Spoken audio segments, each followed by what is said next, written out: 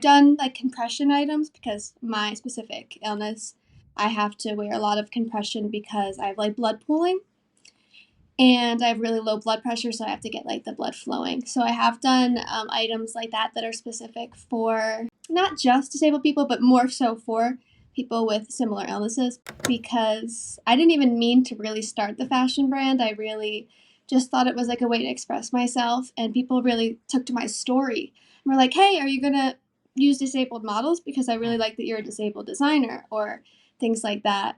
So I have here you always wanted to be a fashion designer. You learned to sew at age 6 and even dressing as a fashion designer for your second grade career day. You always you always loved the arts, but let's fast forward to your senior year of high school. It's 2014, you were at a concert and everything changed. What the hell happened? I had permanent brain damage, and Oh that my had god. developed into dysautonomia, which means I can't regulate anything that should be automatically regulating in my body, which includes body temperature, my digestion. My stomach was paralyzed. Just anything that should automatically regulate, like your sweat patterns, anything like that. And sadly, the symptoms come on a lot with some sort of traumatic event or illness to the body. So we're actually Mhm. seeing a lot of people have POTS post COVID. So a lot of people that are having COVID are developing POTS. So you were bedridden for a year and you lost 50 pounds.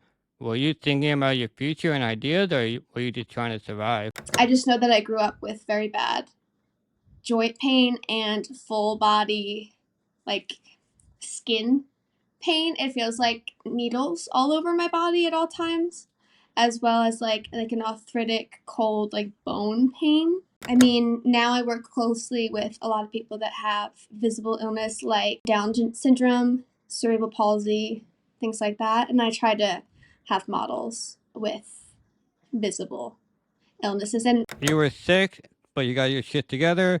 You got your health as solid as it could be, and with no designing or fashion experience, started your own line.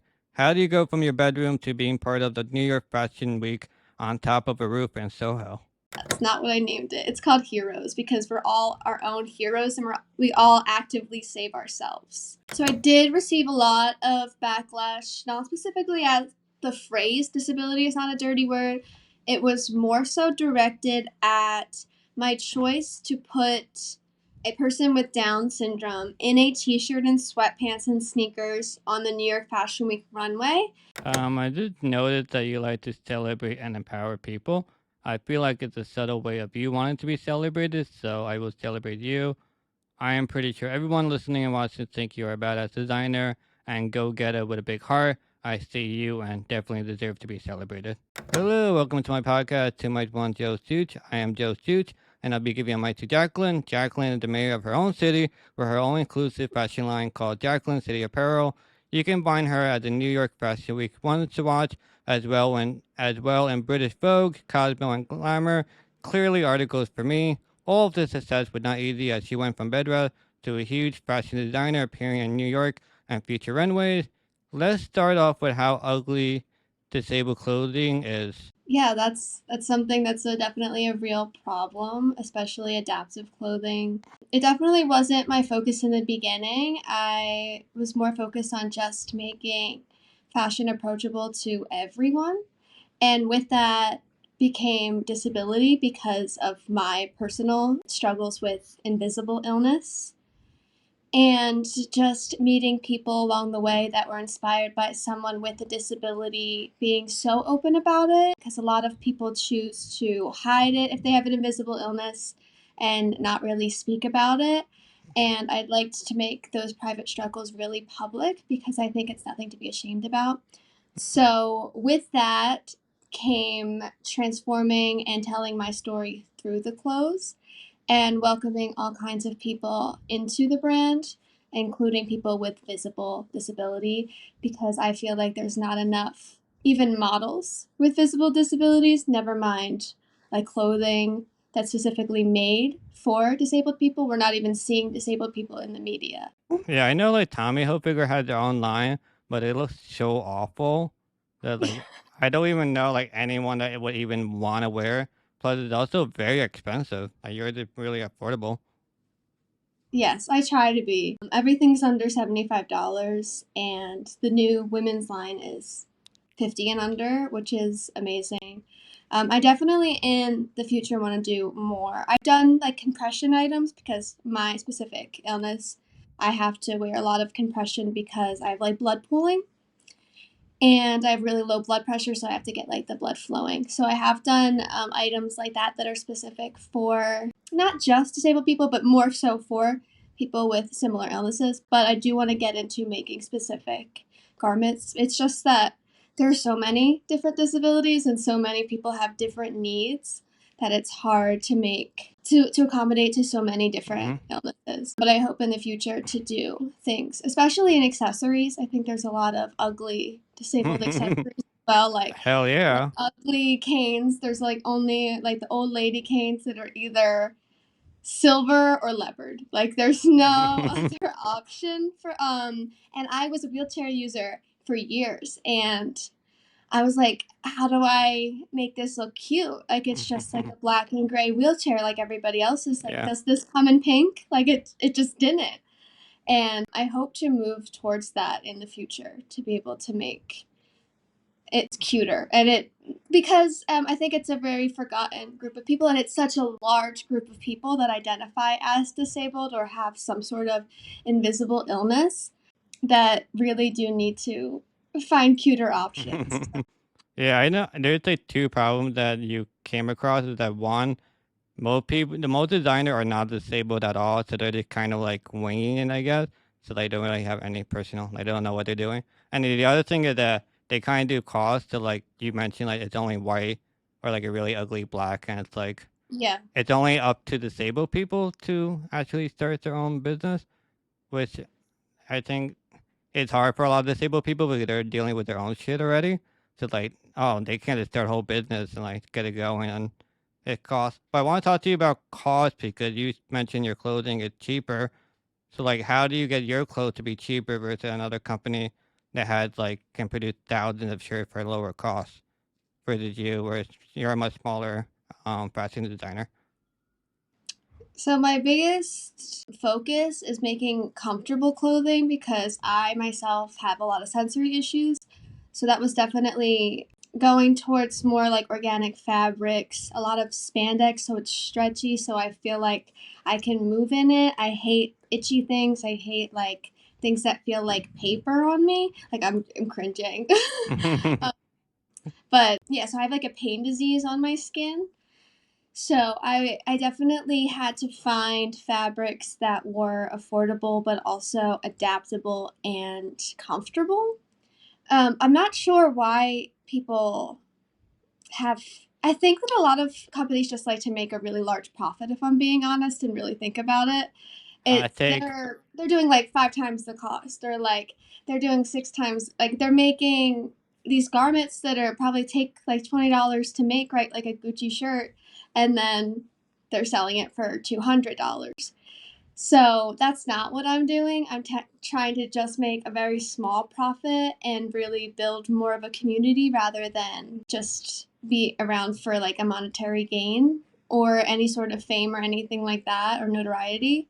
I really just wanted to fill a gap because I didn't even mean to really start the fashion brand. I really just thought it was like a way to express myself, and people really took to my story and were like, hey, are you gonna use disabled models because I really like that you're a disabled designer or things like that. So it's definitely never been profit based for me. So I wouldn't really have experience knowing exactly why their clothing items are so expensive. There are a lot of them that are really specific, like something that would work specifically for like a stoma bag or something like that may be very expensive to do if they're for a very specific disability. But other than that, I'm really not sure. But I try to make mine as affordable as possible, for sure. Yeah, I just wanted to let everyone know that Jacqueline's last name is actually City, like in New York City, and it's such a dope and perfect name for this Thank industry. you. It sounds Thank made up, but it's like really your last name. Yeah, well, I mean, it's definitely made up. So my last name is Ukrainian and it's hard to say, so that was just kind of what I came up with to like shorten it. Oh, And okay. as like a sticky name because my last name is Sosowski and it's very hard to say, very hard to spell. So it's just something that I came up with and a long time ago, even before the brand. It was just what I went by. So that's definitely why it sounds made up. It's because it is. But I think it's really cool that we get to pick what we go by sometimes, make our own nicknames, make our own brand names. Yeah, I Um, definitely have the same problem as you that my last name is really dumb and long and no one can pronounce it correctly, so it's short to Such because it's yeah, exactly the same. Like it's a resemblance of your last name, so that's awesome. yeah. You showed really well. And it's easy for people to spell and find. Yes, so I have here you always wanted to be a fashion designer. You learned to sew at age 6 and even dressing as a fashion designer for your second grade career day. You always you always loved the arts, but let's fast forward to your senior year of high school. It's 2014, you were at a concert and everything changed. What the hell happened? So I was in the back of a concert. It was this really slow, sad music. I'm an emo girl at heart. And some people decided to get really like rowdy. I think they were probably drunk. And was talking to my friend, turned around, I got an elbow to the face, Oh my went god. down, I passed out. I was taken to two different hospitals. From the first hospital, went in an ambulance to the second hospital. I was really out of it. I don't remember too much of it, but I eventually really thought it was just a concussion. I went back and forth trying to say, no, no, no, I need accommodations. I need help. Like, it's not just migraines. I'm having really bad vertigo. I'm physically ill and vomiting, and I really couldn't finish school. So, but I was really being like ignored, which is a really big problem, especially for women in the medical field, having to deal with just being told that it's in your head is a big thing in the disabled community. So diagnosis was really hard for me, which is actually really sadly normal. And then eventually I got put in a concussion center that specialized in concussions. They treated me for post concussion syndrome because it had been so long since the initial impact. And eventually, probably like a year or two later, is when I actually got the diagnosis that I had permanent brain damage and Oh that my had god. developed into dysautonomia, which means I can't regulate anything that should be automatically regulating in my body, which includes body temperature, my digestion, my stomach was paralyzed, just anything that should automatically regulate, like your sweat patterns, anything like that. And one of those big things is blood pressure. So my blood pressure would go down to really, really low, dangerous levels and then spike up. Hmm. And my pulse rate was doing the same thing. So my pulse rate would go down to like the 40s on a normal day, and then it would go up to like 150. And that still happens to me. And that would obviously make anybody really sick. So at my sickest, before I really found the right medications and went to all the therapies, I was super bedridden because anytime I would get out of bed, fall unconscious, faint. And it was happening like 20 times a day. I would reach up for like cereal in the cabinet, Oh my blackout. god. And it got really dangerous because I would try to do these little car rides because I had really bad vertigo. So even being in the car was making me very sick. I would go to like try to get ice cream with my family, like 10 minutes away in the car, get out of the car, fall into the street, like with Oh my traffic. god. So it became very dangerous for me to leave my house, which of course gave me really bad anxiety about leaving the house as well. So I did get to go through physical therapy, occupational therapy, eye therapy, and emotional therapy. So it was a lot, but it was pretty much back and forth to the hospital like every day. My team was really attentive. They really helped me get the tools that I needed to build up a tolerance. And now I live alone and I function pretty well, but I do have to make sure to take my medicine. And I still identify as disabled because this is a condition I'll have my whole life. I just need to find those accommodations. And I think it's important to never really get rid of a label if you have a lifelong condition and never to feel like you're not disabled enough is a big thing that I talk about regularly because a lot of people struggle with whether or not they can use that term, but I really think we should all embrace it. And it just means that we need some sort of extra help in some way. Mm. And I think it's important to claim that and make space for ourselves and feel proud of who we are, because it's not setting us back at all. Yeah, It's just making it to the forefront of people's minds and making it more normal. yeah, you have an invisible illness that you really can't prove unless you have like a video of you just fainting, getting cereal or something. Yes. So even like in an airport, I'm like, I feel like I'm on a carousel a lot of the time, so it like feels like everything's spinning. I feel really faint. I feel like I haven't eaten. And I'll try to explain it to somebody and be like, okay, so I'm like, I have low blood pressure. Like, you have low blood sugar, you're diabetic? Like, I was like, no, I don't, I'm not diabetic, but I need salt. So I don't need sugar, I need salt.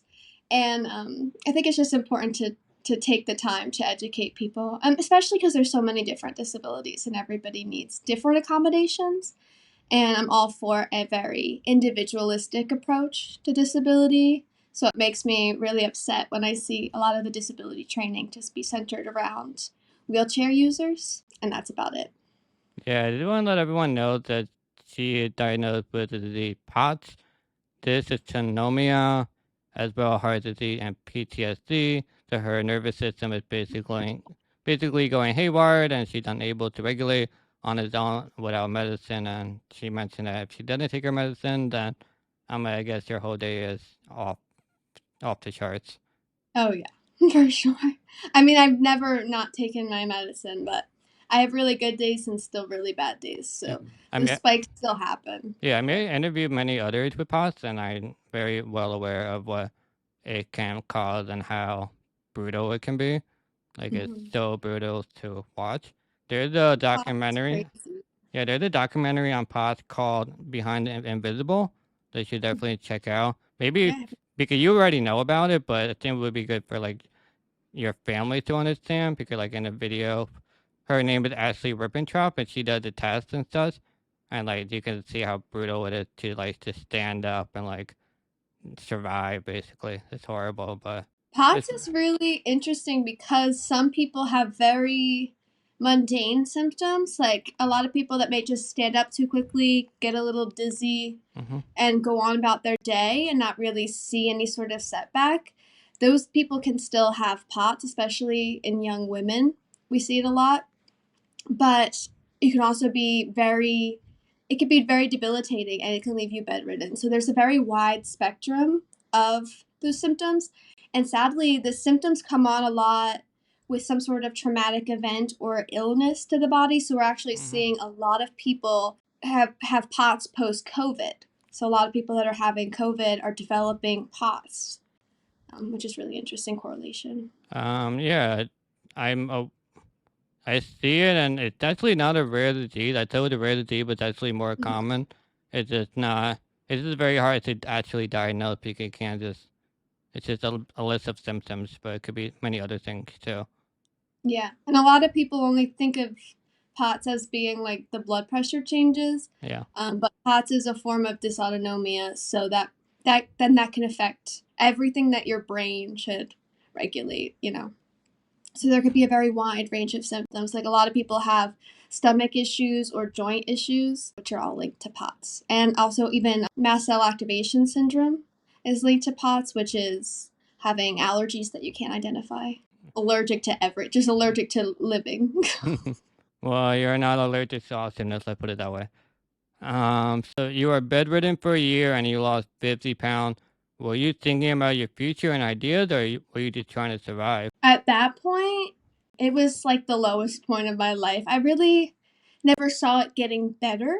I didn't see that as an option. It was very depressing because it felt like I would be that way forever and it would just keep getting worse. So the only thing I was ever thinking about was getting any sort of relief. I would just shake because I really couldn't hold down any food. It kind of felt like having the flu or food poisoning every day. Mhm. So it was just like having like a fever and having like the shakes and feeling so sick and helpless. Like you needed to rely on people for everything, which is something that's not in my nature. Like I'm a very independent person. I wanted so badly to like be able to get up and like go to the bathroom by myself and like get up and feed myself. And it was just a very, very hard time. So I was definitely not, I felt like I couldn't go back to school. I felt like I couldn't hold a full-time job for a long time after that. I mean, I didn't start the brand until 2019. So that was 5 years of me being very ill every day. Staying home, living with my parents, and not being able to attend school from 2014 to 2019. And I really started the brand as more of a hobby for my good days when I was able to have my computer screen open for a few hours, because prior to that, if I had my phone or my computer on for more than 10 minutes, I would like have a pierce migraine. I would have to take a nap. Everything was really draining for me, just like existing. And I lost all my friends because I couldn't go anywhere. So it was a really, really difficult time. I definitely wasn't focusing on like what career should I have? Like what I was really trying to make sure I had the right diagnosis, the team of doctors doing my physical therapy, and just trying to, I knew I wasn't dying. Like I knew I wasn't, like this wasn't like a terminal illness. But at the same time, I really didn't understand what was happening to my body, why it was so bad. And a lot of people would, if I did see somebody or they saw a picture of me, they would congratulate me on my size because I was so thin. But and I would just cry when they did that because I was like, this isn't by choice. I lost 50 pounds because I'm very ill and I don't know what's happening to my Mm. body. So everybody sees thinness as such a like a beautiful thing in America, and it's like a lot of times it's because of an illness or a sickness. And I mean, you yeah, look great now, like you look like in a healthy brain, but I can't imagine you losing 50 pounds. Like, where you have 50 pounds on you? That's so much weight. I gained a little bit back, so I'm probably, but definitely not the whole 50. But yeah, I mean, I probably went from like 150 to 100 pounds. Wow, yeah, that's, So it's very like frail for my personal body type. Like the weight that I feel best and feel healthy is mhm. that. No, it's definitely draining, and then you're not outside, so it's like a bunch of factors into you, and just look like shit for a long time. And it takes a long Yeah, time it for was you, like, very hard. yeah, it takes a long time Even for you to get back now, into like, it takes like, I would say like a year to 2 years of being like outside and like normal health to become more healthy looking. If that makes sense. yeah, for sure. Now I'm able to walk about like 3 miles a day, which is insane to me because Wow. before I couldn't even really walk out my house like to the corner. I was so sick. So now to be able to live on my own and take care of myself and be able to walk 3 miles a day is Hey, you amazing. gotta mention you have two dogs, Lilo and Stitch. They always encourage me to, even on my hard days, to get out of bed and do my exercises, do my physical therapy, and really help me keep active. Things in motion, stay in motion. Try to keep keep the positivity going, even when I feel really awful. So they definitely get you, me going. you gotta give them a PowerPoint presentation of what pasta is so they understand. So before you had this whole rare disease, did you have any experience with the disability world before all of this shit went down? So I grew up with full body chronic pain since I was born. I really am not 100% sure what it is, but I was diagnosed with chronic regional pain syndrome, which is supposed to be the most painful syndrome that there is. It's supposed to be more painful than pregnancy. I'm not sure if that's what I have. Now I believe because POTS and mast cell activation syndrome are both considered part of the trifecta, which the third piece would be Ehlers-Danlos syndrome, and that's hypermobility. I believe that's probably what I have. I don't have the proper diagnosis, but I just know that I grew up with very bad joint pain and full body, like skin pain. It feels like needles all over my body at all times. as well as like an arthritic cold like bone pain. Mm-hmm. So I was never really able to be in sports. I did cheerleading for a while, but ended up always getting injured. I even broke my back in 2 places. So because of that, I think Ehlers-Danlos does make a lot of sense, because that's extending your bones past Mm-hmm. where they can really go, extending your joints past where they go. So I probably had a lot of stress fractures because of overextending my joints, and I'm super flexible. Yeah, There we that's go. That's part of the definitely a test. symptom of it. Yeah.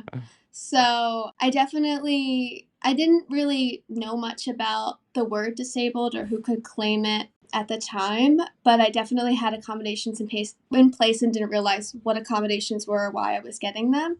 I also was born with congenital heart disease, so I have a hole in my heart as well as a leak in my aortic valve, so I grew up in and out of the hospital for that.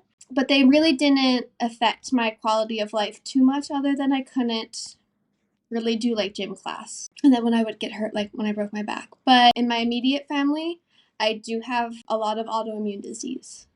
But I haven't been diagnosed with it myself, but it's something that I definitely have to look into to see if that was like a catalyst.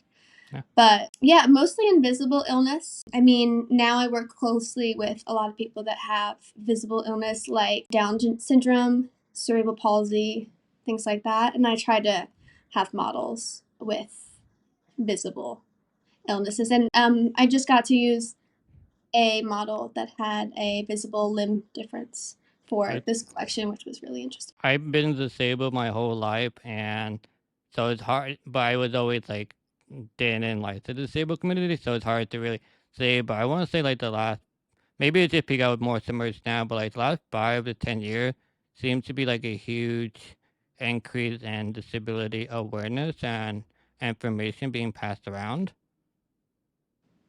That like Yes, it just definitely. yeah, I just don't know if it's just because I'm more submerged into it. Okay, if you don't know about the disability world, you have like kind of no idea what it's all about, but then you realize such a whole nother world that's out there that you would just never fully understand or even know about unless you're into it. Yes. I think that we definitely need more education on disability. Even the laws, a lot of people don't know any of the laws that the ADA like requires, which is the American Disabilities Act. So, which has a lot to do with like service dogs, what you can and can't do with a service dog, parking, all kinds of things that people with disabilities are regularly denied that they legally are like these laws are supposed to be Yeah. followed, and there should be legal repercussions, but there's just not. And it's sad to see people that need their service dogs be denied entry with service dogs and things like that. So we definitely need more education on what qualifies as a disability, what disability is, and how even the average person who doesn't have a disability can help those that do have one. Yeah, I mean, the hard thing about being disabled is that you always have to be an advocate for yourself all the time because I can understand people not knowing or having to understand because sometimes, they may never come across a service dog, for example, but it's just exhausting just to be a disabled person. You just always have to advocate and like keep up with the laws and rules and like and advocate and also not advocating but also like fighting because like you mentioned before a lot of people just don't believe you at all and you're just Yep. like frustrated on top of that and you're just like ah It's yeah. so frustrating. I see it, and it's so sad. Even things that are supposed to be protected rights, like bringing your service dog to like an outdoor event. I've seen people be denied, and it's like, this is a service dog, and they're like, prove it. Where's your paperwork? Which is illegal. You do not have to require any sort of paperwork to prove that you have a service dog, and they're legally not allowed to ask you what your disability is. You do not have to disclose that information. So even things like that, where people think they're so entitled to know exactly what your disability is and exactly like have this paperwork, it's like, who would this paperwork be from? Like, those are scam websites that just want your money. When you want like a certificate that I have a disability, like a certificate that this is a service dog, it's not regulated by the government. So it's very frustrating that people are using it in a way that it's not meant to be used, probably just to get their dogs into places, or just to get like the special seating at a concert, or just to get these accommodations that people actually need and need to be reserved for those people that do need them. It's just really sad. Is Lilo and Stitch service dogs? I don't really consider them service dogs anymore. When I did first get them, I did want to get a dog with the intention of it being a service dog. I felt like if I did want a service dog, I would probably need a bigger dog, because a lot of mine is mobility based. Mm-hmm. That I chose to get the wheelchair instead of a service dog, because when I adopted them together, I really needed something that, like, a big dog that I can really rely on for like Balance. mobility aid. Yes. So no, I would not consider them to be service dogs. They're not currently working. Well, they're definitely Instagram models, so I'll put it that way. One's right next to me on the chair. Oh, They're cute. I mean, they're pretty good. I don't hear anything from them, so you they're train them very well. good. Before we talk about your numerous lines of clothing, I want to talk about your influences of inclusivity. We got the disabled part down. We got including all sizes of baby to adult 5 times size. We got the grit of you living in Philly. Let's talk about your veganism and straight edge lifestyle. For everybody else, a straight edge lifestyle is where you don't drink or do drugs, and in Jacqueline's case, no animals used in the products you buy. How was growing up straight edge? You're actually the first person who I ever met that is straight edge. Oh wow. Yeah, vegan straight edge. So it's just straight edge by itself means that you do not indulge in alcohol, drugs, or tobacco. Usually those are what people consider to be straight edge. So no, I've never done drugs. I've never had tobacco before, or any sort of nicotine. I did like sip alcohol during my teen years, and then I claimed straight edge at 18, but I've never been drunk or high or anything like that. And I always thought it was like that I would partake in it because everyone else was doing it. And I don't think that's a good enough reason to do something just because you think it's normal, or you think that you have to fit in. So when I heard about this group of people that I consider to be really cool, but that were still themselves and authentically themselves, who like didn't feel the need to drink or do drugs, I was like, oh, that feels like a really safe space to me. So that's why I chose to be straight edge, and I've never regretted it. And now a lot of the medicine I'm on can't be mixed with alcohol anyway, so it kind of set me up for good. And at 18, when I did get hurt, I started experiencing that vertigo that I keep talking about. So I was like, I can't have more spinning involved in my life. Like I felt so sick all the time, kind of like I imagine people who are hungover feel. So I was like, I really don't want to experience that. And I think I'm just a control freak in every sense.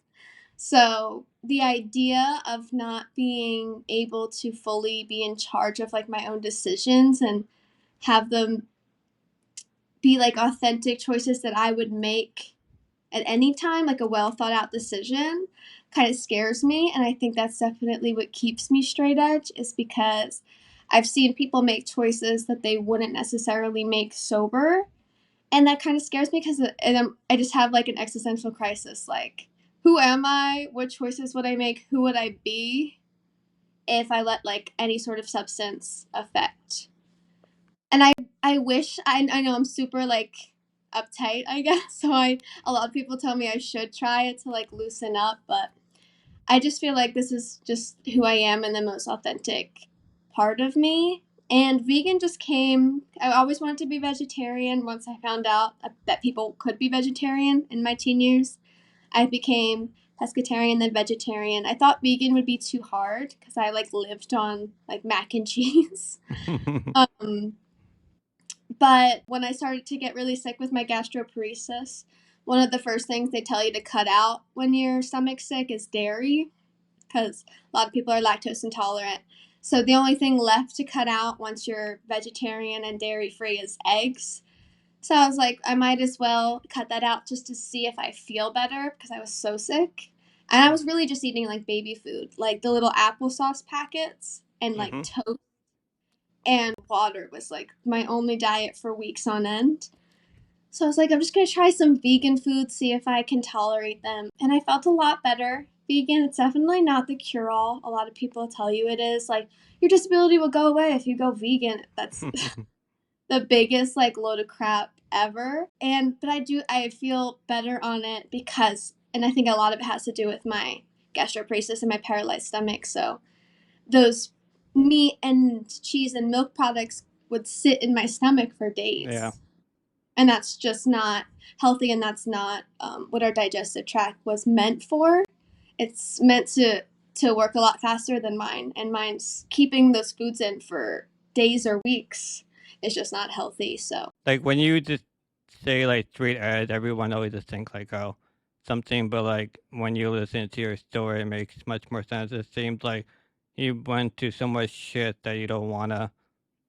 The high of drinking it doesn't seem appealing to you when you have to deal with the low, when you deal with too much low that you don't want to have to experience that if it's in your control. yeah, I think a lot of it could also be trauma based. Like, I believe the person that attacked me or hit me would have probably been drunk and like not aware of his surroundings. And I would hate to do that to somebody else and like affect their life. I've also seen my friends and other people be drugged and had to like take care of them. So Mm-hmm. I'm kind of just hyper aware. It's sad that this is like the world that we live in, that I'm Yeah. so afraid and on edge all the time, Mm-hmm. especially as a young woman in like a club or in like a party space, to be that hyper aware. I wish I could like let go and relax and just have fun, but in Mm-hmm. those settings, my anxiety is definitely just like a 10, and I have to like be aware of everything that's happening just because of my story, like where I've come from, the trauma that I've endured. Yeah. It's probably a lot to do with my PTSD, No, I but mean, I'm sorry that happened. Something really shitty happened to you. That is awful to happen to you it's or any. okay. Yeah, I mean, I it's think just. we all have trauma. We all have hopefully overcome. So we all have overcome our struggles, and we all continue to overcome our struggles every day, and at least work towards that. Yeah, but that's still extreme to hit someone even in an intoxicated state like that. That shit wouldn't fly at all. Like I wouldn't be friends with that person if they just hit someone just It, not it, just. it at yeah, at best it was careless. Like, if he didn't mean to do it and he didn't know me, and like the best it would have been is at least careless and like neglectful of the situation. Yeah, I mean, I do agree that like you don't make the best decisions when you're intoxicated, but still, I think that something is wrong with that person for them to do that, unless they like tripped or something. But even then, you- that that shouldn't Yeah. be tolerated by anyone. And I hope that person is feels really bad for what they did. I don't think they should. Yeah. Well, I don't even know if I don't believe he would even know that this happened. Like, he didn't I don't stop or know. anything. He See wasn't that? detained. He never got in trouble. Yeah, I mean that makes it So even I worse don't because know who he was. they're not even like caring enough to like make sure you're okay. Like if I if Yeah. I did hit someone a little bit, I'm like, are you okay? Like you know, Yeah. Me too. it's like I'm sorry that happened to you. Oh. So I mean, you were sick, but you got your shit together. You got your health as solid as it could be, and with no designing or fashion experience, started your own line. How do you go from your bedroom to being part of the New York Fashion Week on top of a roof in Soho? so it happened very fast. When I created the brand to the first time I did New York Fashion Week was only a year. I think that's really impressive. It happened very fast. I really didn't think it was going to be this like a fashion line or a brand. I wasn't even calling myself a fashion designer. I was saying I was going to have this little boutique online. It was mostly for my friends and family. But people, I think, gravitated towards my story and wanted to support me because of my story, because I couldn't go to school, I couldn't hold like a full-time 9 to 5 job. So people really wanted to help me achieve my dreams because I, as you said, always did want to be a fashion designer when I was little. And I just started applying to things. I was applying to things like Project Runway or applying to things like Philly Fashion Week, and I got denied from Philly Fashion Week. And the shows like Project Runway, it seemed like wouldn't be able to accommodate the accommodations that I would really need for like an extended stay. So I was like kind of feeling down about it. And to get that rejection letter from Philly Fashion Week, I was like, there's no way I'm going to get accepted to New York Fashion Week. And I did.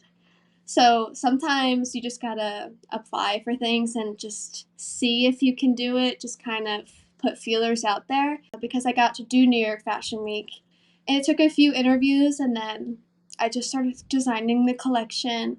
I really didn't get to enjoy the first Fashion Week because I had such bad imposter syndrome Hell because I yeah. went to school, I skipped a lot of steps.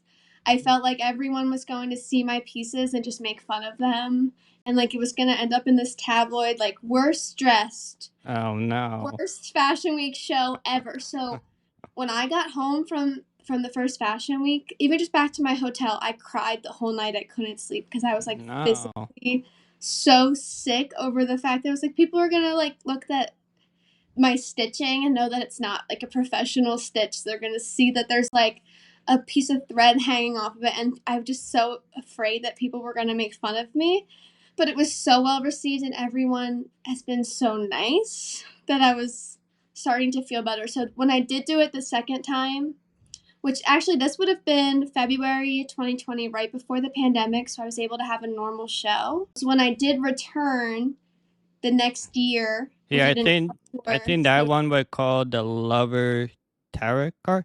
It was called Yes, Lovers. Yeah. tarot card inspired. It was like inspired by the Lovers tarot card. It was called Lovers. That was my first New York Fashion Week collection. That would have been February 2020. I didn't return to New York Fashion Week until we did a socially distanced outdoor show last year in September. So September 2021, which was called After Midnight, which was kind of about coming out of the pandemic. Now, I mean, we're still sort of in it, but returning to events and kind of celebrating those who have overcome their struggles during the pandemic and all of the depression that we've really felt with, and sort of coming together as a community. And it was called After Midnight. So that was a really fun one. That was the outdoor one that was socially distanced in Soho. So that would have been, yeah, September. And then we did do one, I'm sorry, in February of this year, which would have been my third time showing at New York Fashion Week, which was That's the called, authentic collection. we did a virtual New York Fashion Week before the socially distanced one. So that would have been February 2021. We did a filmed one, which I really loved, the authentic collection. Then there would have been After Midnight, and then this one was called, I'm blanking. That's how you know you're big, when you forget what you have anymore. I'm blanking. No, it's the most recent collection. It's Uh, Heroes. It's called Heroes. I got it. And it was all about like showing our battle scars, showing where we've been through, and showing that we're all warriors. Kept wanting to call it Warrior because I have a tattoo that says Warrior, and I almost named it Warrior. So I was like, that's not what I named it. It's called Heroes because we're all our own heroes, and we all actively save ourselves. and that's the one where you had your first charity show. Yes, that was my first charity show, Yeah. and it benefited 10,000 beds. yes, 10,000 Beds. That is a charity that helps fund people's stays at treatment centers who have any sort of addiction or alcoholism problems, which is really, it was a really cool show because I got to pick all of my models, which was the first time I got to choose my models for New York Fashion Week. Because before, I usually just have an agency that's associated with the event that hires them. But I focused on telling individual stories. So there was people that have recovered from eating disorders, suicide attempt survivors, people with visible illnesses such as like cerebral palsy or Down syndrome, people that are cancer survivors. So I really got to showcase a lot of different bodies, a lot of different ages, and I like to get real people on the runway, not just models that do this for a living, but people that have never gotten to have such a platform. No, it's awesome to see you. It's just insane to me that you're just like a newbie and then you're just like you're having like you have 4 shows already and like you're more accomplished than some fashion designer that have been going to college for 5 years. Because I was housemates with a fashion designer actually in college, and like he was up till like 4 in the morning every day just designing shit. And then you're like here like bedrest, and then all of a sudden you're like having a show on SOHO. So it's like super impressive of how much you were able to accomplish. Yeah, it's hard, but I'm still going. This year I'm not doing New York Fashion Week this month. I'm actually doing a virtual fashion week which will benefit stomach cancer in honor of a fashion influencer named Megan who is battling terminal stomach cancer. So it's all about having everybody at home can send in their outfits that they would wear if they were in fashion week, and there's a lot of different themes so you could have fun with it, like Mamma Mia. There's like a slumber party theme. So all month we'll be sharing different looks that we style, and we created a collection specifically designed for Megan and people that are like fans or want to support her charity, and that'll be coming out soon. Hopefully, I can get that up by the end of the week. And yeah, so then Paris Fashion Week we will do in the spring. So we keep postponing it because of COVID, and just there's so many things that keep happening that I have to move it. And I haven't been on a plane since like 2019. So with all my vertigo and everything, I have to space it out because if I just do too much and say yes to too many things, I get like super set back and super sick. So I'm trying to space them out. So we will be doing Paris Fashion Week in the spring, which will be my first show overseas, my first international show. I mean, I get it that you want to say yes to everything because everything is such a big deal that like you may never get the opportunity again. But you're also worried about your health. Are you worried about your health being able to handle everything that you're throwing at it? All the time. And I haven't gotten COVID, but I'm definitely really scared of getting it, especially because they were listing one of the highest risk categories as being in people with heart disease, and I have heart disease. So I'm definitely afraid of that and afraid of what that could do to my body and like lasting effects. So I'm trying not to get too run down so that I don't get COVID, so that I don't have anything.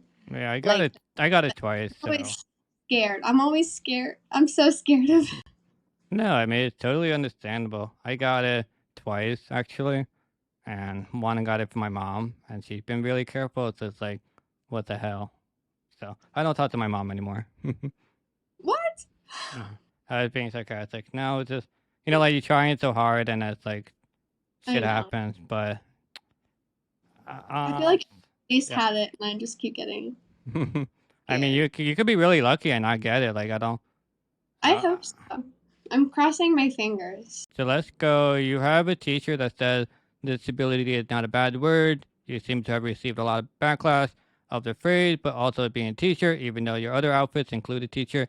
What do you have to say to the normies who don't understand your vision? So I did receive a lot of backlash, not specifically at the phrase disability is not a dirty word. It was more so directed at my choice to put a person with Down syndrome in a t shirt and sweatpants and sneakers on the New York Fashion Week runway next to someone who was in a t shirt and a tulle skirt. And what people didn't understand was that I had asked both Emily and Sarah, who are a TikTok duo, basically like a family sort of TikTok, Mhm. where that is her.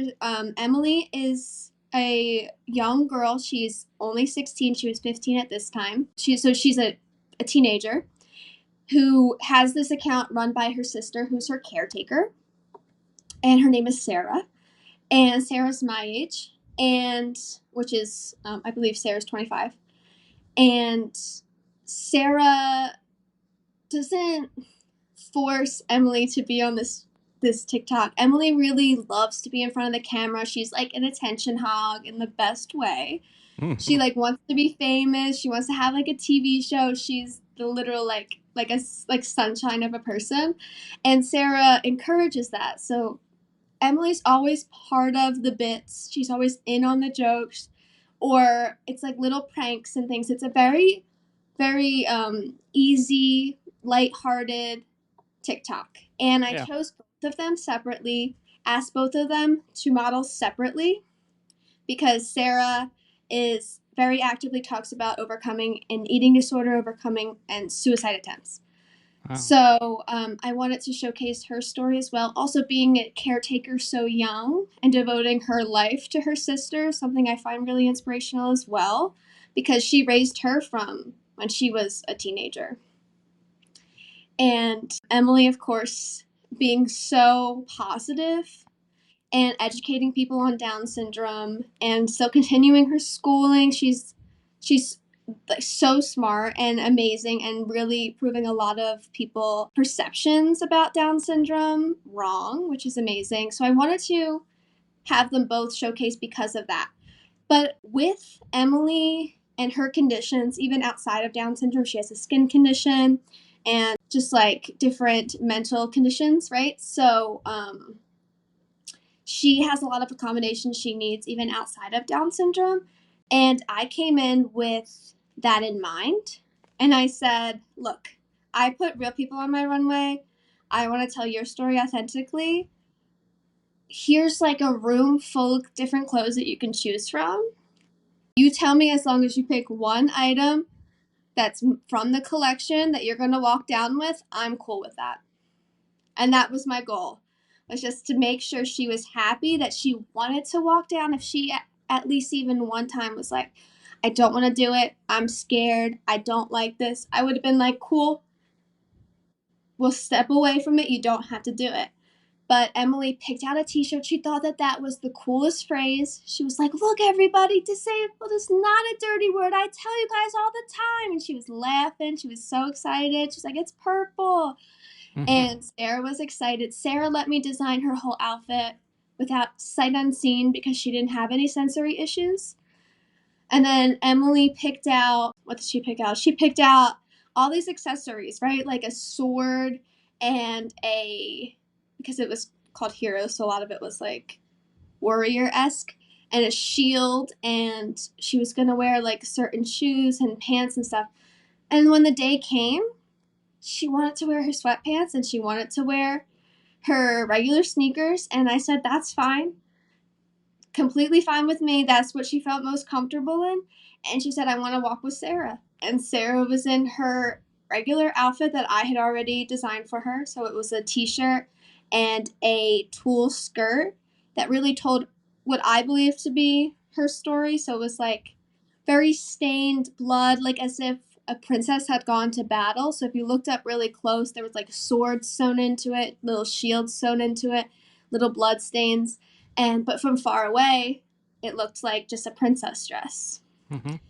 And Emily got nervous and said that she wanted to walk with Sarah. So they said, can we hold hands and walk down? I said, sure.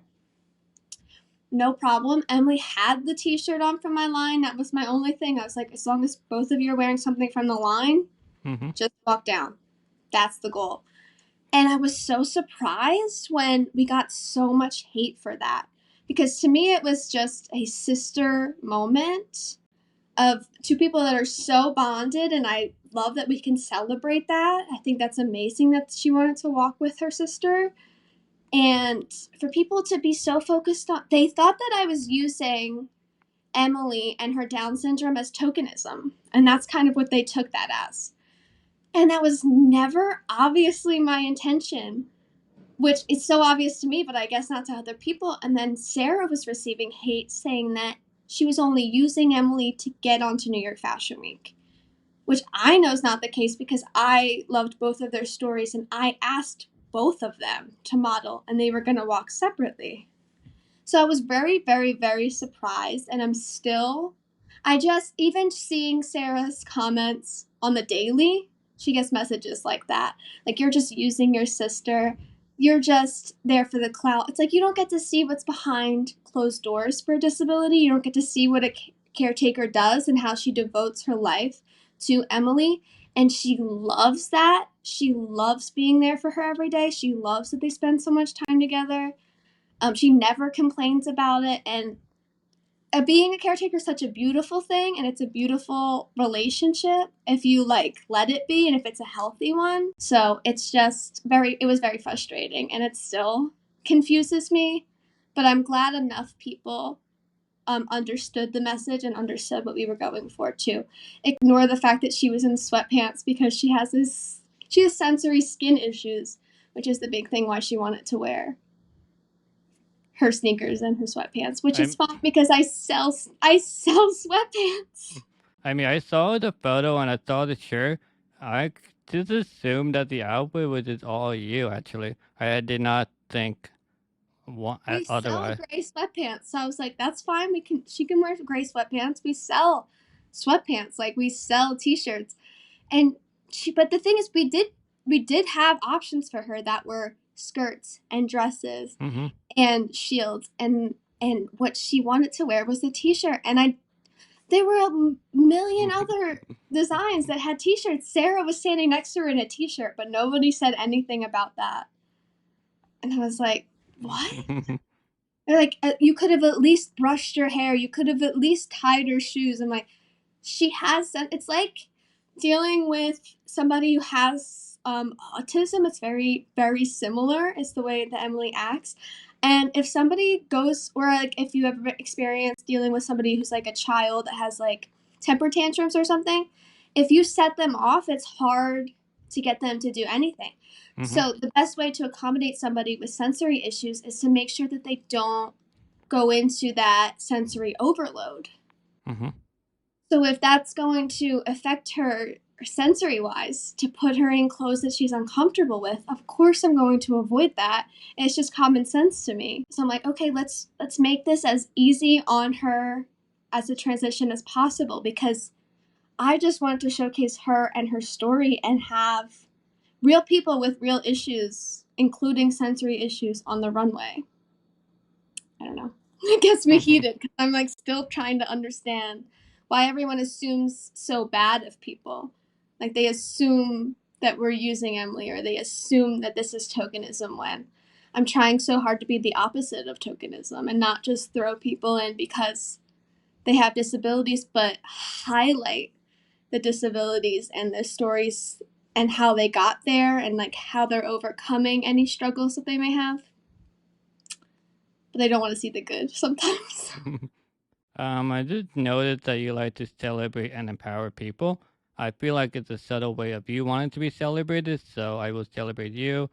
I am pretty sure everyone listening and watching think you're a badass designer and go get it with a big heart. I see you and definitely deserve to be celebrated. Oh, thank you. Thanks for Uh, having so she mentioned before, but City will be making her international debut at Paris Fashion Week in spring 22. That is a humongous deal. I know you never traveled before with your new diagnosis. Is there any fear that your body will keep up with the huge demands in the fashion world? Oh, yeah. But the best thing I could do is keep trying, keep going to my doctors, make sure we up my medicine that needs to be upped or change medicine that needs to be changed. Not be ashamed of like taking medicines or needing accommodations, speaking up when I do have any issues. And encouraging others to do the same. And staying hydrated, staying positive, keep going to therapy. I'm a big advocate for therapy and emotional therapy specifically, also my physical therapy and that sort of thing. But emotional therapy, I think, is really important to, because it takes a toll at some point, especially any disability. I feel like it's a lot to take on mentally. Mhm. People don't really think about the mental part of any disability, or feeling like we need to rely on or speak up for ourselves is definitely takes a big toll. But I'm definitely trying. Hopefully, I mean, gotta stay positive, and hopefully, I can still do all the things that I want to and continue to grow the brand. Before I take the mic away from you, is there anything you want to say, promote any words of wisdom, the winning lottery numbers? The mic is all yours. Nope, just if you want to check me out, it's jacquelincity.com, and my newest collection is with Shein, which is out now, Shein X Jacqueline City. Okay, thank you so much, Jacqueline, for giving me your time to share your story. Thank you, everyone, for listening and watching, and I'll see everyone next time. Bye.